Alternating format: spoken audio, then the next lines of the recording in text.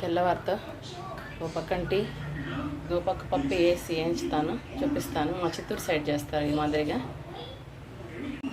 ఉడిము, కరివేపాకు, ఎర్రగడ్డ, మిరపకాయలు, టమాటాలు అన్నీ వేసి వేయించి ఎంపేది.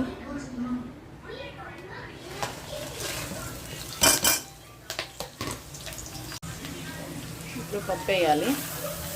ఎర్రగా వేపి తీసుకోవాలి. ఎర్రగా వేపిన తర్వాత మళ్ళీ చూపిస్తాను.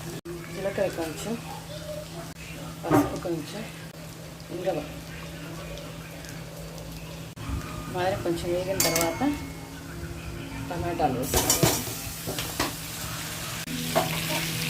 చింతపండు ఫ్రిడ్జ్లో పెట్టాను, దానివల్ల మాదిరిగా అయిపోయింది గట్టిగా. తీసేసి నీళ్ళు పోసేసేది. ఇంకా నీళ్ళు పోసేసి ఒక 4-5 విజిల్లు వచ్చిన తర్వాత ఎత్తుకొని వెళ్ళిపేసి మళ్ళీ తిరగపోసేది లేదు, అంతే అనమాట. చూపిస్తాను. ఇంకా తెల్లగడ్డలు అప్పుడే వేయలేదు, మర్చిపోయినా. వేసేసి మూత పెట్టేసి విజిల్ పెట్టేసి ఒక 4-5 విజిల్స్. సాల్ట్ ఎనుపుకునేటప్పుడు దించుకునేటప్పుడు వేసుకుంటామండి. అంతే, ఫైనల్ ఎనిపేసి చాలా బాగుంటుందండి.